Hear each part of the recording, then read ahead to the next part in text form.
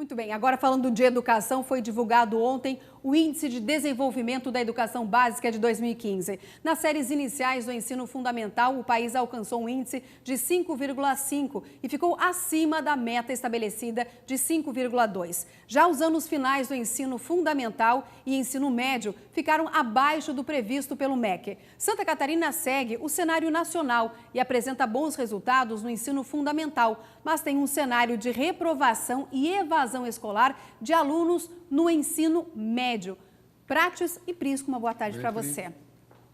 Vamos falar da nossa educação? Absolutamente, já falei demais. Eu diria o seguinte, rapidamente, porque esse assunto é do Prates. Eu diria o seguinte, que os governos, o poder público, precisa efetivamente se dedicar no tripé: educação, saúde e segurança, e deixar os demais setores para a iniciativa privada. Por isso a importância das concessões, que, aliás, o governo Michel Temer vai implementar agora. Isso é fundamental, porque hoje o Estado brasileiro não dispõe de recursos e eles precisam ser concentrados nessas áreas. Isso aí da educação é uma demonstração da fragilidade do nosso futuro, né, Prates? Sim, é verdade. Os investimentos são pífios, são meramente simbólicos, tens toda a razão. Mas nesta questão, Prisco, há algumas questões que transitam por responsabilidade, os alunos responsáveis. Na mesma escola pública depredada, com todas as carências, há bons alunos. Alunos que tiram notas boas e alunos que tiram notas ruins. Por quê? Se o professor é o mesmo e o currículo é o mesmo. Agora há um movimento para que mudemos o currículo e o adaptemos às necessidades, às características de personalidade do futuro profissional no mercado de trabalho. Ótimo, vírgula, até um certo ponto. É preciso que tenhamos o currículo básico, física, química, biologia, matemática, o estudo de uma língua, isso e mais aquilo. Perfeito. Em Porto Alegre tem um guri que foi objeto de reportagem nacional. Ele é filho de um casal de papeleiros, moram todos, pai, mãe e o filho, debaixo de um viaduto, uma casa de papelão ali, improvisada. Este menino jamais tirou menos de 9 no colégio, 9 e 10.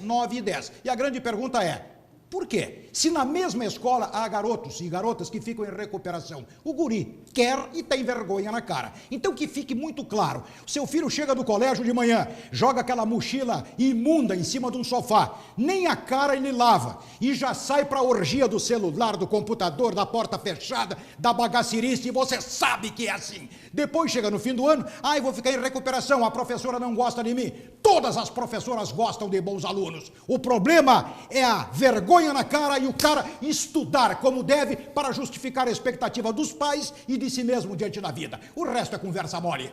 Eu só complementaria, Diane Prates, dizendo o seguinte, da importância também das condições a serem oferecidas para os alunos e para os professores. Porque hoje, infelizmente, tem salas de aula que não têm a menor condição de serem utilizadas para... serem uma sala de aula. Exatamente. Que tem que ser. E outra questão, só para complementar, o pagamento dos professores. Os professores muito mal remunerados, então precisa concentrar também nessas duas frentes para que a educação possa efetivamente melhorar de qualidade.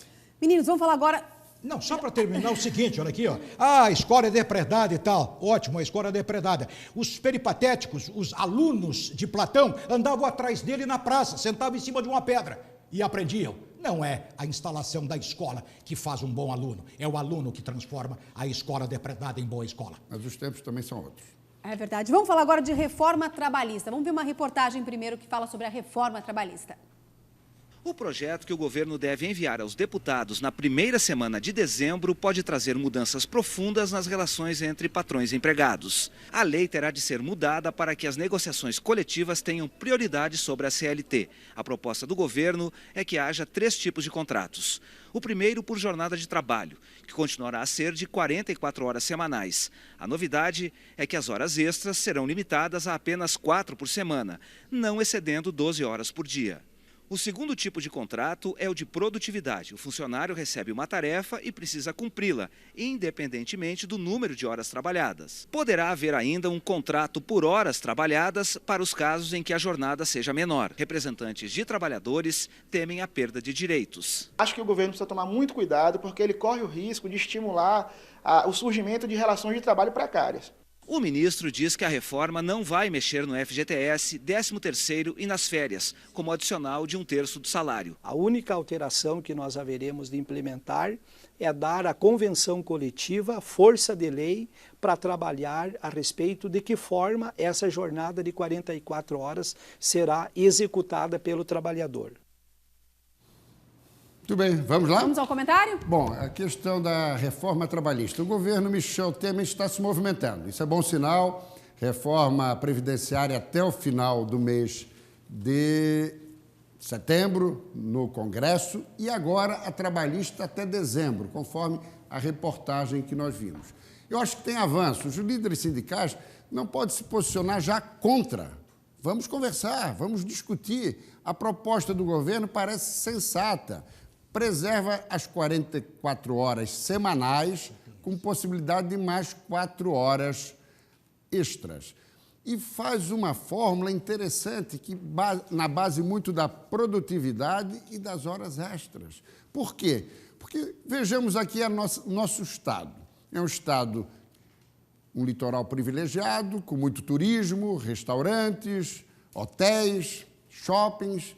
O que acontece? Às vezes o cidadão precisa apenas de 2, 3 funcionários para segunda, terça, quarta-feira. Mas quando chega lá sexta, sábado, domingo, precisa de 10. O que ele faz? Contrata 5. Ficam alguns ociosos no início da semana e fica faltando mão de obra no final de semana. Esse cidadão, até para investir mais, ampliar seus investimentos, o que ele poderá fazer?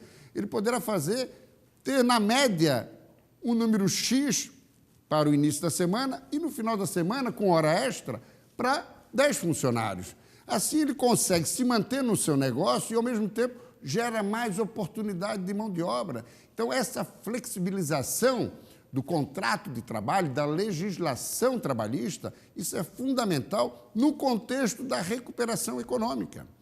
E falando agora da reforma da Previdência, eu diria o seguinte, lembrando, férias, fundo de garantia por tempo de serviço, foi dito pelo ministro, isso não vai se mexer, são direitos consagrados e sagrados do trabalhador brasileiro. Com relação à reforma da Previdência, o limite seria 65 anos. Antes de 65 anos, nem homem, nem mulher poderá se aposentar. E eu vou pegar carona no que o Prates colocou, acho que foi essa semana, né, Prates? Com relação às irregularidades praticadas na aposentadoria por invalidez ou mesmo auxílio-saúde. No município de Jundiaí, interior paulista, foi feito um levantamento completo. Mais da metade dos auxílios saúde e mais da metade das aposentadorias por invalidez, Prates, eram absolutamente irregulares. Então, nós temos que fazer com que o brasileiro possa trabalhar um pouco mais, mas, ao mesmo tempo, temos que ser rígidos no controle das irregularidades. Certamente. Bom fim de semana para vocês. Muito obrigada.